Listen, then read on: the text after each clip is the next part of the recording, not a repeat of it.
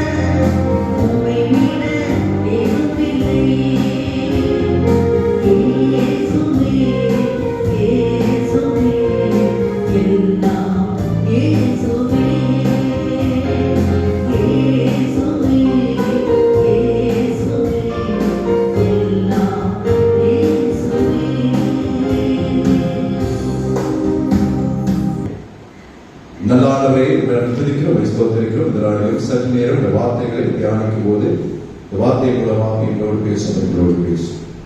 இயேசு மூலம் கேட்கிறோம் அன்புள்ள பிதாவே, ஆமென். ஹல்லேலூயா. கர்த்தருக்கு மகிமை உண்டாவதாக. இப்படியாக இந்த கிருபையின் நாட்களிலே தேவன் நமக்கு உண்மையாக கிருபைகளை தந்து அதிகாலையிலே ஆலயத்தில் வந்து தேவனுடைய வார்த்தையை தியானிக்கும்படியாக, அது குறிப்பாக நம்முடைய தலைமை போதல் மூலமாக மலைமேலே ஏறும் அனுபவம் என்கிற தலைப்பிலே மோசேயின் வாழ்வில் நடந்த சம்பவங்களை குறித்து ஒவ்வொரு நாளும் ஆராய்ந்து கொண்டிருக்கிறோம். அநேக வார்த்தைகளை நாம் கேட்கிறோம். ஆனால் கேட்ட வார்த்தைகளை நேற்று என்ன பேசினார் என்பதை நாம் மீண்டுமாக நினைவுபடுத்த விரும்பினால் நம்மளை மறந்துவிடக்கூடிய நிலையை நாம் வாழ்ந்து கொண்டிருக்கிறோம். தேவ வார்த்தை என்பது நமக்கு இப்பொழுது சுலபமாக கிடைத்துக் கொண்டிருக்கிறது. ஆனால் இது கிடைக்கக்கூடாத காலங்கள் சீக்கிரமாக வரும் என்று வேதம் சொல்கிறது. ஆகவே இந்த வார்த்தைகளை நாம் ஒருபோதும் எந்த நிலைகளிலும் மறந்துவிடக் கூடாது. ஒரு மருத்துவமனையிலே ஒருவர் கொஞ்சம் கஷ்டமான ஒரு சூழ்நிலையிலே மறிக்க தருவாயிலே அவர் படுத்துக் கொண்டிருக்கிறார். அப்பொழுது அவர் தன்னுடைய மகனை கூப்பிட்டார். கூப்பிட்டு, எனக்கு நான் கொஞ்ச நாளில் மறித்து விடுவேன், ஆனா எனக்கு ஒரு சந்தேகம் இருக்கு, அதை நீ சரி செய்ய வேண்டும், சொல்லுங்கப்பா என்ன வேணும். இல்ல, நீ 9th படிக்கும் போது என்கிட்ட கணக்கு மார்க் கொண்டு வந்து காமிச்ச, அதுல நீ 90 வாங்கியிருந்த, அதனால நான் அப்போ உன்னை கேட்டேன், நீ வந்து 0 சேர்த்துட்ட, 9ல 0 சேர்த்துட்ட அப்படின்னு சொல்லி நான் கேட்டேன். ஆனா நீ என்ன பண்ண, நீ மறுத்த, நான் அப்படி செய்யலப்பான்னு சொன்னேன்.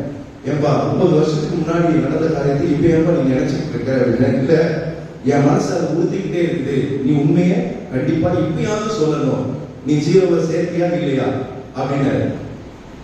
பையன் சொன்னா, இல்லப்பா நான் சேர்க்கவே இல்லை.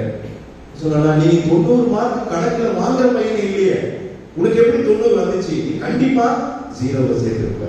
இப்போ சொல்றேன்.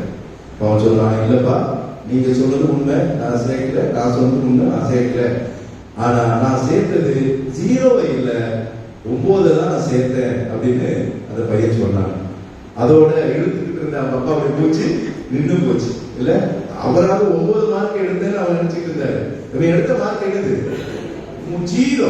9 இப்ப சேர்த்திருக்கான். அவருக்கு நீ 0 கேட்டிருந்த. இன்னைக்கு இப்படிதான் 30 வருஷம் கழிச்சும் அது மறக்காதபடி அதை கேட்டு அதை தெரிந்து கொண்டார். இன்னைக்கு நாம மோசேயின் மூலமாக மலைமேல் ஏறும் அனுபவம் என்ற காரியத்தை நாம் தொடர்ந்து பார்த்துக் கொண்டிருக்கிறோம். 5 நாட்களாக இந்த வேத ஆராய்ச்சி நடந்து கொண்டிருக்கிறது. நேற்று மத்தியானம் பாஸ்டர் எனக்கு போன் பண்ணார் கிராமத்திலிருந்து, குமார் நீங்க தான் நாளைக்கு வேத ஆராய்ச்சி எடுக்கணும், நாளைக்கு ஒரு கிரக பிரவேசம் 6 மணிக்கு பிளே சபையில, அதனால நான் இருக்க மாட்டேன், நீங்க எடுக்கணும்னு. எனக்கு அது ரொம்ப ஒரு கடினமான பணி. ஏன்னா முதல்ல இருந்தே ஒரு காரியத்தை நாம் எடுப்பதுன்னா அழகா ஒரு கோவையில எடுத்துட்டு வரலாம். மாஸ்டர் ரொம்ப அழகாக வேதத்தை வியாக்கியானம் பண்ணி கொண்டு இருக்கிறாங்க. அதுக்குள்ள நான் போயிட்டேன்னா அப்புறம் அது ஒரு தொடர்ச்சியை வந்து நம்ம தடை பண்ற மாதிரி இருக்குன்னு யோசிச்சேன். சரி, அதுக்கப்புறம் ஆண்டவர்கிட்ட நான் கேட்ட, ஆண்டவரே நான் என்ன பேசுறது, ஆனா மலைமேல் ஏறும் அனுபவத்தை தான் நம்ம பேசி ஆகணும், வேற ஒன்றும் புதுசா நம்ம செய்யக்கூடாதுன்னு யோசிக்கும் போது இந்த 5 நாள் நடந்த சம்பவத்தை, பாஸ்டர் சொன்ன காரியத்தை மெதுவாக பார்த்துவிட்டு அதற்கு பிறகு மோசேக்கு முன்பதாக நடந்த ஒரு சம்பவத்தை நாம் பார்க்கலாம் என்று நான் ஆசைப்பட்டேன். ஆகவே அதை தான் உங்களுக்கு நான் சொல்ல போகிறேன். டே 1, நாள் 1ல இதெல்லாம் கொஞ்சம் ஞாபகப்படுத்திங்க. லூக்கா சுவிசேஷம் 6ஆம் அதிகாரம் 12ஆம் வசனம். யாராவது ஒரு வாசிங்க. அதுக்கு முன்னாடி வசனம்.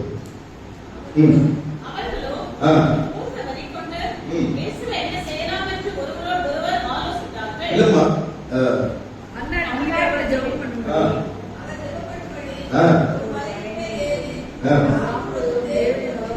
இதுதான் நமக்கு கொடுத்த கீவேர்டு. நம்முடைய பாஸ்டர் ஒவ்வொரு நாளும் எடுத்த உடனே சொல்லக்கூடிய வார்த்தை.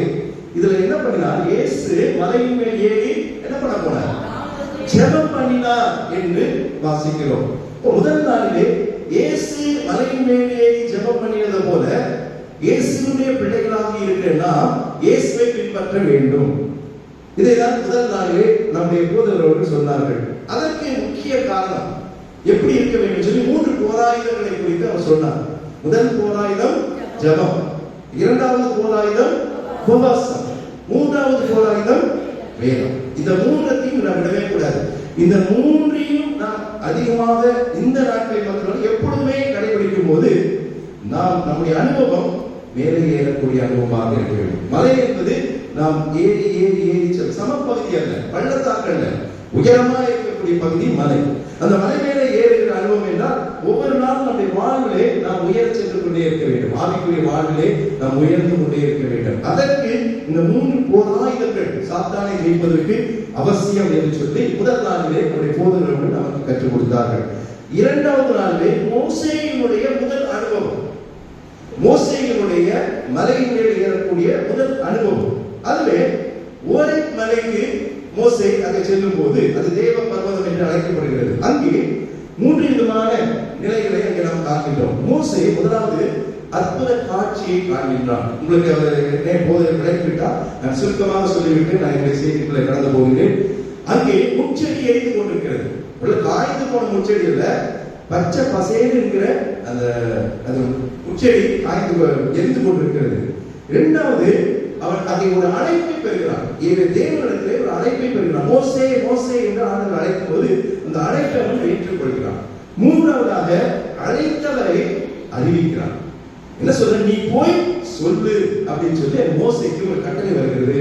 அழைத்த ஆண்டவருடைய வார்த்தைகளை அறிவிக்கும்படியாக இஸ்ரவேல் ஜனங்களிடத்திலே செல்கிறார். இதுதான் மோசேயினுடைய மலையேறும் முதல் அனுபவம். இது இரண்டாவது நாளிலே நம்முடைய போதனை மூலமாக பார்த்தோம். மூன்றாவது மோசேயினுடைய அனுபவம் கன்மலை. இதிலே கன்மலையிலிருந்து ஆண்டவர் தண்ணீர் வரவழைத்தார். அந்த சம்பவத்தை தான் அந்த நாளில் இந்த மூன்றாவது நாளிலே நாம் பார்த்தோம். இது எதற்கு அடையாளமாக, நாம் தாகத்தோடு இருக்கும்போது நம்முடைய தாகம் என்ன பண்ணுகிறது, தீர்க்கப்படுகிறது. அதுதான் கன்மலையில் இருந்து அவர் தண்ணீர் வரவழைக்கிறார். அற்புதங்கள் நடக்கிறது. இது தாகம், அது நீர் என்பது பரிசுத்த ஆவியை குறிக்கிறது. ஒவ்வொரு நாளும் இந்த மலையை ஏறும் அனுபவத்திலே நாம் பரிசுத்த ஆவியினாலே நாம் நிரப்பப்பட வேண்டும்.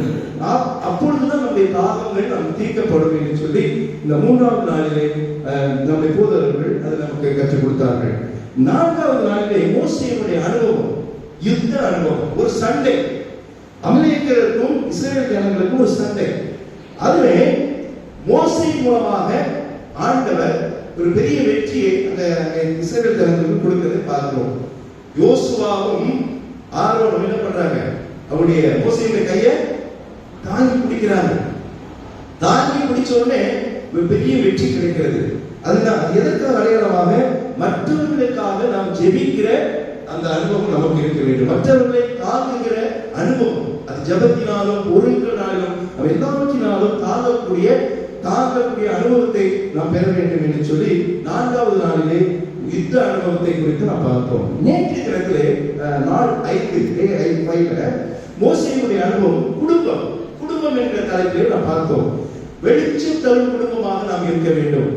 மலையின் மேல் உள்ள பட்டணம் வெளிச்சம் தரும், அது இருளிலே மறைந்திருக்காது. நம்முடைய குடும்பம் கர்த்தராலே தெரிந்து கொள்ளப்பட்ட குடும்பம். ஆகவே அந்த மோசேயுடைய குடும்பம் எப்படிப்பட்டதாக இருந்தது, அவருடைய மாமனார், அவருடைய குடும்பம், அவருடைய பிள்ளைகள், அவருடைய மனைவி, அவர்கள் எப்படி தேவனை அவர்கள் பணிந்து கொண்டார்கள், தொழுது கொண்டார்கள், ஒருவருக்கொருவர் எப்படி ஐக்கியம் கொண்டார்கள் என்று சொல்லி நேற்றைய தினத்தில் ஒரு குடும்பம் எப்படியாக இருக்க வேண்டும் என்று சொல்லி நம்முடைய போதகர்கள் சொன்னார்கள். அதே நேரத்தில் யோபுடைய குடும்பத்தை குறித்தும் அவர் நேற்றைய தினத்தில் அவர் சொன்னார். யோபுவை போல, அந்த குடும்பத்தின் மக்களை போல நாம் கர்த்தரிடத்தில் எல்லா நிலைகளிலும் விசேஷித்த நாட்கள் வரும்போது ஒரு கர்த்தரை மகிமைப்படுத்தினார்கள். பேசும் ஒரு குடும்பமாக, வெளிச்சத்தரும் குடும்பமாக, பிரகாசிக்கிற குடும்பமாக நாம் இருக்க வேண்டும் என்று சொல்லி அதுதான் மலையேறும் அனுபவமாக அவர் நேற்று நமக்கு கற்றுக் கொடுத்தார். ஆகவே இதை தொடர்ந்து நான் மோசேக்குள்ளே நான் செய்யாதபடி இந்த காரியங்களிலே நான் ஆபிரகாமை குறித்து ஒரு சில காரியங்களை நான் சொல்ல விரும்புகிறேன். அவனும் ஆபிரகாமும் மலையின் மேலே ஏறி ஒரு சில அனுபவங்களை பெற்றுக் கொண்டார். அதை தான் இன்றைக்கு நான் பார்க்க போறேன். ஏனென்றால் நம்முடைய போதகர் தொடர்ந்து மோசேயை குறித்து அவர் சொல்ல இருக்கிறபடியால் இதற்கு முன்பதாக நடந்த ஒரு சம்பவம். இதிலே வேதத்துல பார்த்தீங்கன்னா மலை என்று முதலாவது குறிக்கப்படுகிறது. ஆதியாகமம் 7ஆம் அதிகாரம் 19ஆம் வசனத்தை வாசிக்க. 7ஆம் அதிகாரம் 19ஆம் வசனத்தை யாராவது ஒரு வாசிக்க.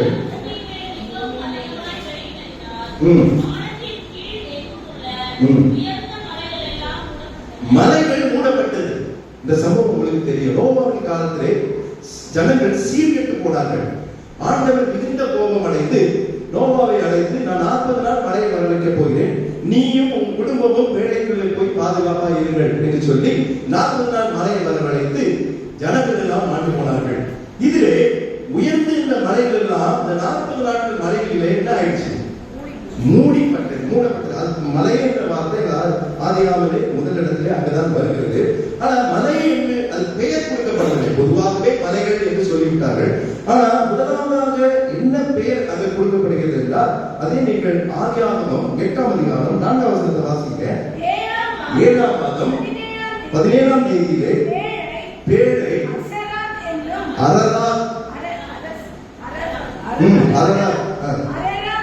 அரராத் என்னும் முதல் மலை பெயர் அங்கே குறிக்கப்படுகிறது. அரராத் என்ற மலை.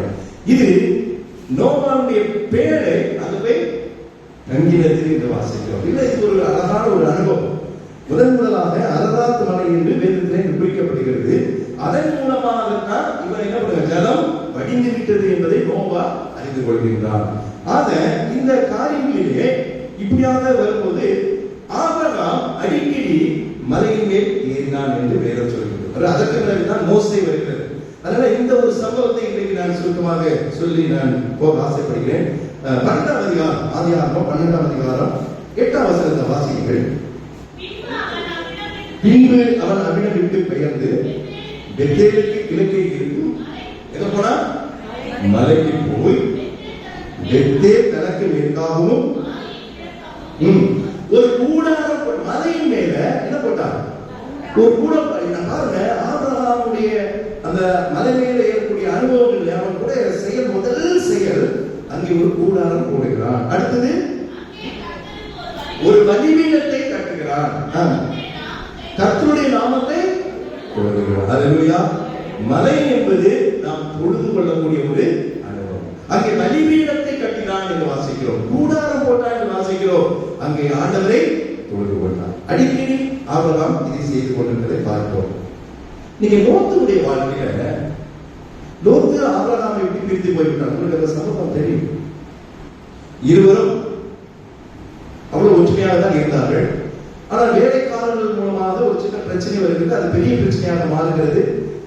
அப்புறம் ஆபிரகாம் ரொம்ப அழகா சொல்லிட்டாரு, இப்பா பிரச்சனை பெருசா இருக்கு, நீ நானும் அடிச்சுக்க வேணாம், நான் உன்னை நேசிக்கிறேன், நீ என்னை நேசிக்கிற, நம்ம பெரிய பணக்காரங்களா இருக்கிறோம், உனக்கு என்ன வேணுமோ நீ கேட்டுக்கோ, நீ எந்த பகுதிக்கு வேணா போ, உனக்கு வேண்டியதை நான் கொடுத்துட்டு நான் மீதி எடுத்துக்கிறேன். எவ்வளவு அருமையான வார்த்தை பாருங்க. நீங்க நான் சொல்லுவோமா, சம்பாதிச்சதுதான் ஆபிரகாம், ஆண்டவருடைய கிருபை பெற்றவன் ஆபிரகாம், லோத்தவரோடு இணைந்து இருக்கிறவன். ஆனா அழகா சொல்றான், நீ என்ன வேணா கேளு.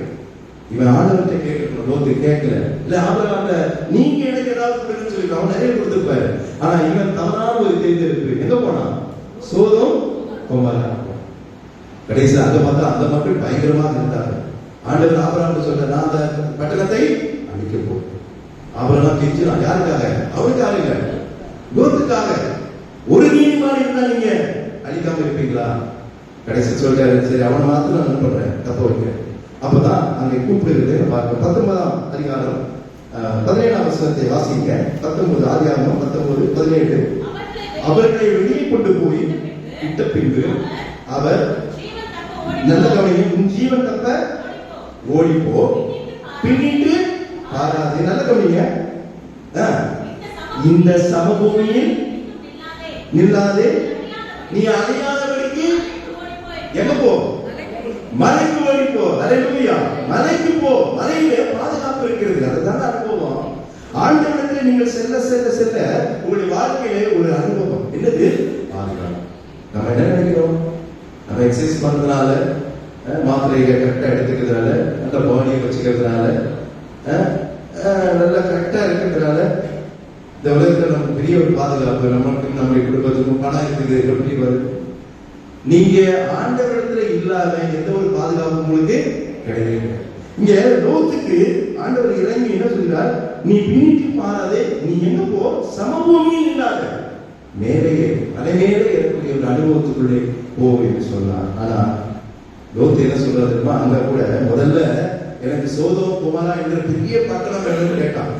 இப்போ என்ன சொல்றா, அது அப்படி தொடர்ந்து பாத்தீங்கன்னா 20ஆம் வசனத்தை வாங்க.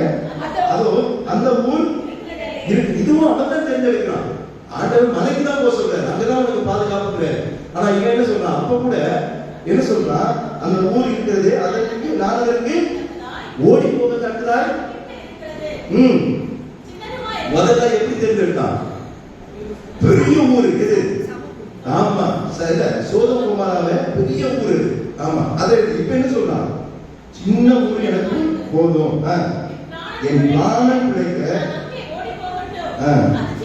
அது சின்ன ஊர் தானே. ஆண்டவர் என்ன பண்ணாரு? மறுபடியும் பேச்ச கேட்கணும். சரி, நான் உனக்கு அனுகிரகம் பண்ணல, நீ போய் தொலைட்ட.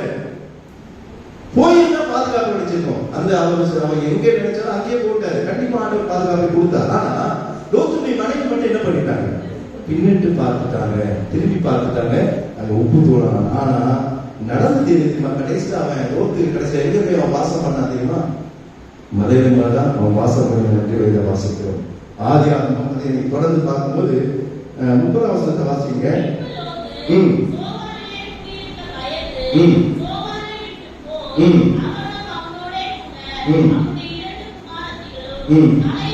முடிச்சுதா?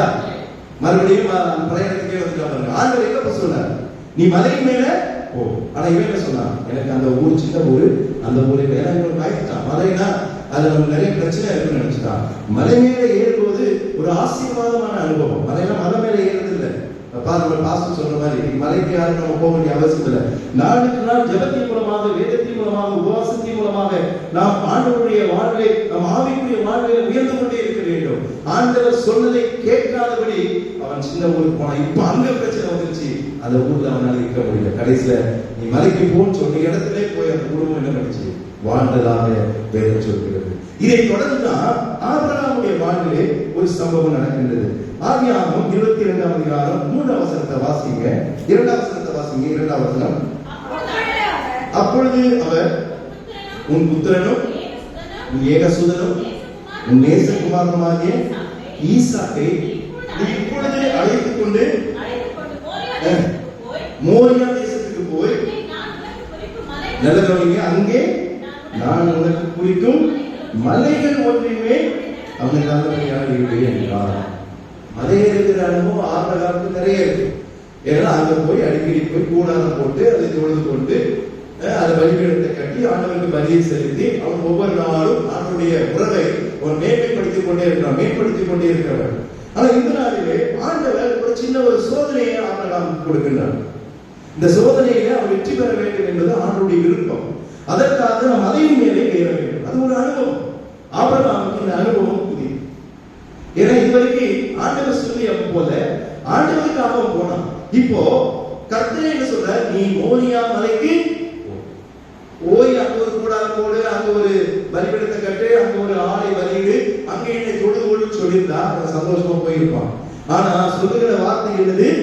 உன் புத்திரனும் உன் ஏகசுதனும் உன் நேசகுமாரனுமாகிய ஈசாக்கை நீ இப்பொழுது அழைத்து கொண்டு போய் அவனை தகன பலியிடு.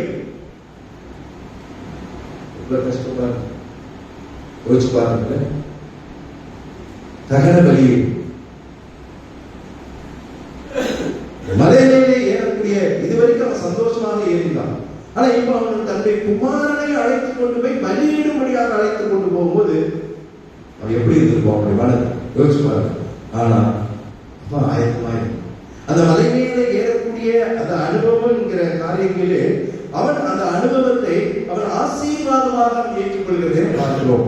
நீங்க அடுத்த வசனம் 4ஆம் வசனத்தை பாத்தீங்கன்னா முதல் காரியம் ஆபிரகாம் அதிகாலையிலே எழுந்தான். மலையே அனுபவத்துல முதல் காரியம் காலையிலே எழுந்திருக்கிறாங்க. இது 40 நாள் அல்ல. 40 நாட்கள் நீங்க ரொம்ப தியாகம் பண்ணி தான் அவ்வளவு ஈஸி கிடையாது. ஒரு சில நம்ம வீட்டுல இருக்கிறோம் பரவாயில்ல. எவ்வளவு பேர் கஷ்டப்படுறாங்க, வேலைக்கு போறாங்க, டைம் கிடையாது, தூக்கத்தை வெறுத்துதான் வரீங்க. ஆனா ஒவ்வொரு நாள் அதிகாலையில் எழுவது பெரிய ஆசீர்வாதம். ஏன்னா ஆண்டவரை அதிகாலையிலே நம்ம அருமையாக தேட முடியும். ஆண்டவரை அதிகாலையிலே அருமையாக கண்டுகொள்ள முடியும். ஆனா நம்ம என்ன பண்ணுவோம்?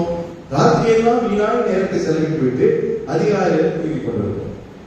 ஆண்டவருடைய மலையேறும் பெரும் அனுபவம் என்பதை சொல்லும் போது நம்முடைய வாழ்க்கையில முதலாவது அதிகாலையில் எழுந்திருக்கிற ஒரு நல்ல பழக்கத்தை கொண்டு வர வேண்டும். இங்கே ஆபிரகாம் எந்த சூழ்நிலையில அவன் காலையில் எழுந்திருக்கிறான் யோசிக்கணும். பையனை கூட்டிட்டு போய் பலியிடணும். நம்மள அந்த நேரத்தை கடத்தி இருப்போம். ஏன்னா எவ்வளவு சீக்கிரம் போவோம் அவ்வளவு சீக்கிரம் அங்க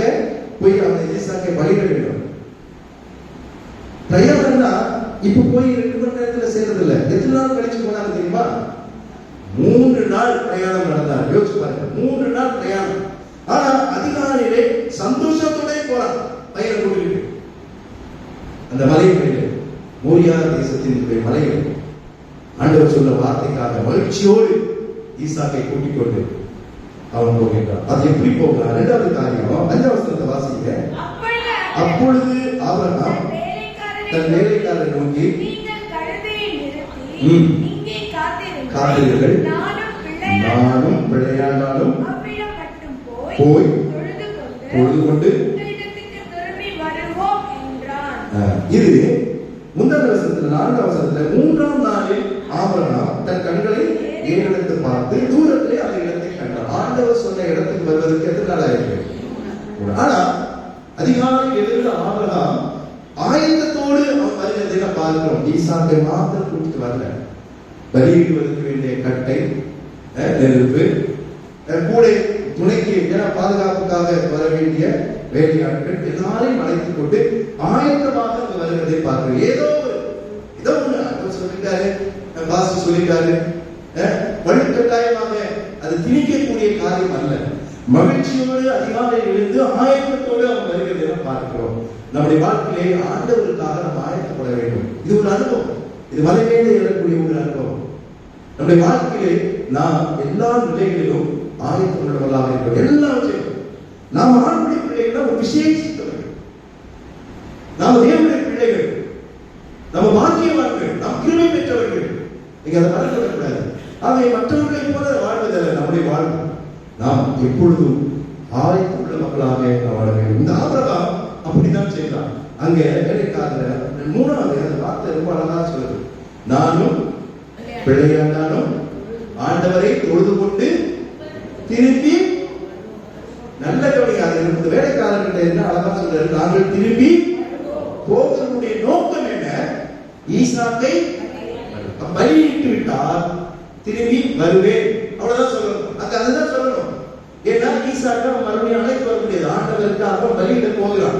அவர் ஷோக்காக போல சும்மா கூட்டிட்டு போயிடலாம் அப்படின்னு வெட்டுவதற்கு ஆயத்தமாக போகலாம். ஆனால் அவனுக்கு பெரிய விசுவாசம், பெரிய நம்பிக்கை. அதான் ஆபிரகாமை வேதம் விசுவாசிகளின் தகப்பன். சும்மா சொல்லுங்க, நீங்க நானும் செய்ய முடியாது, யோசிக்க முடியாத காரியத்தை ஆபிரகாம் செய்தான்.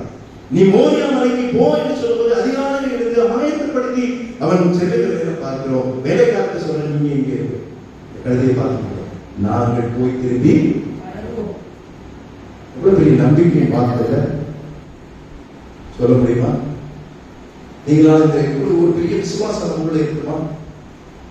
ஆணுடைய பிள்ளைகளுக்கு அவிசுவாசம் இருக்கவே கூடாது. அவிசுவாசம் பெரிய பாவம்.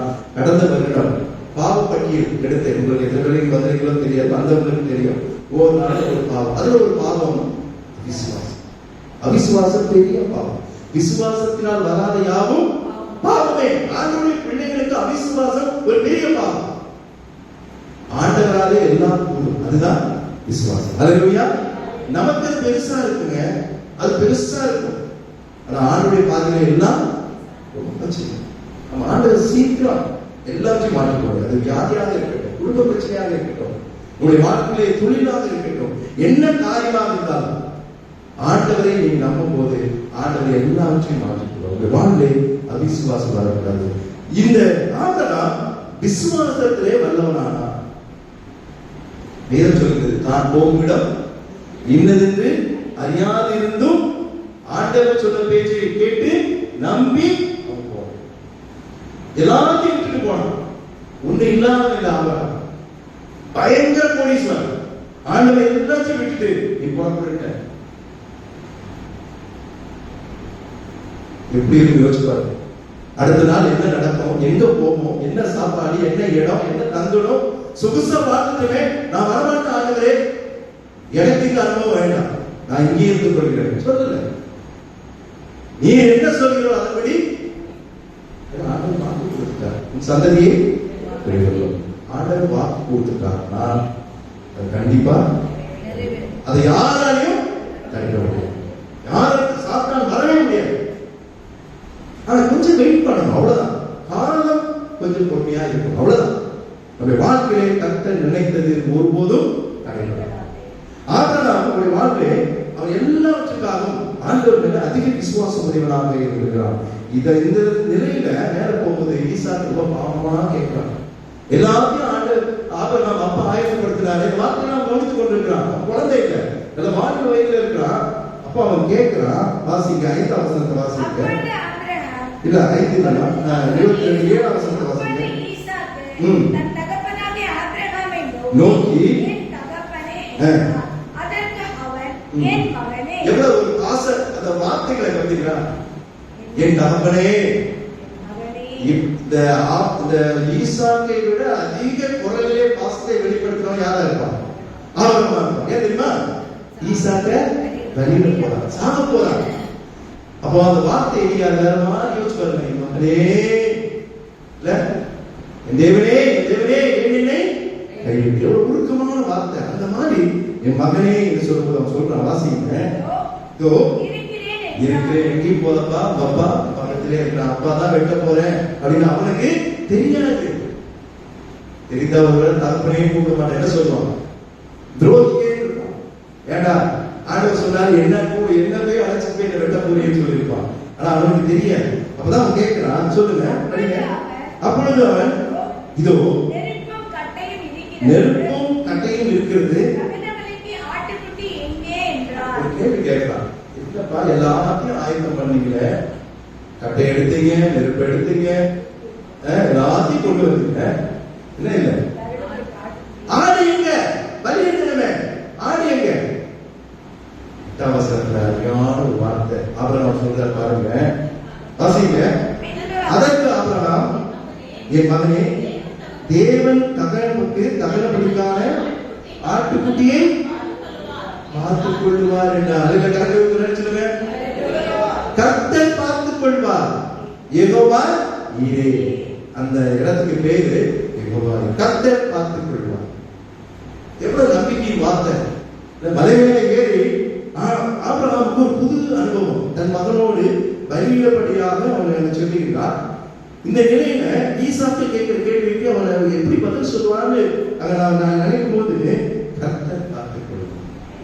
ஆபிரகாமுக்கு நல்லா தெரியும் ஈசாக்கை பலியிட ஆண்டவர் ஒருபோதும் அனுமதிக்கிறார். அல்லேலூயா, அல்லேலூயா. அப்படியே தானியேல் சொன்ன மாதிரிதான், சாத்ராக் மேஷாக் ஆபேத்நேகோ சொன்ன மாதிரிதான், அவர் என்னை விடுவித்தாலும் விடுவிக்காமல் போனாலும் நான் கொச்சிலையை வணங்க மாட்டேன்.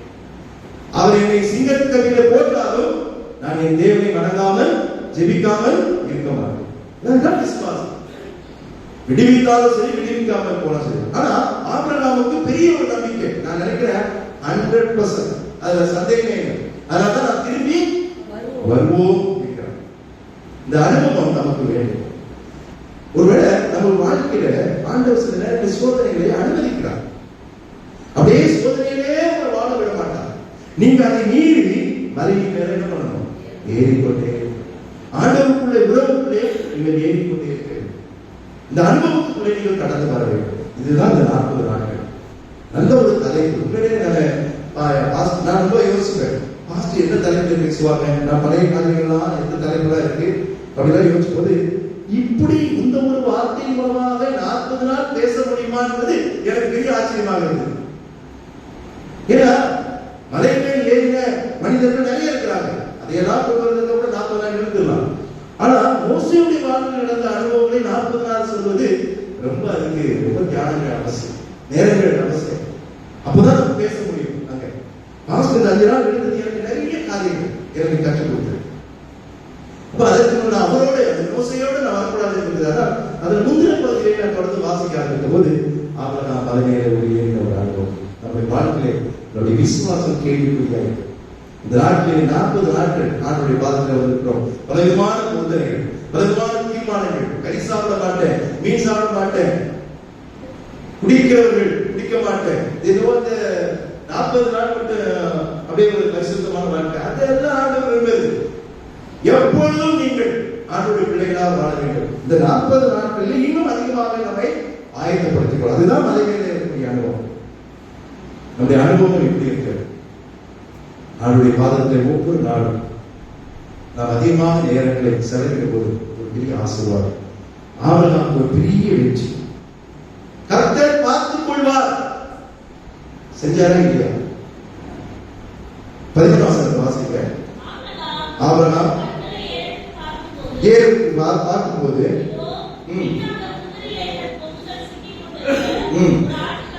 ஒரு ஆட்டுக்கடாவை கண்டான். அப்பொழுது ஆபிரகாம் போய் கடாவை பிடித்து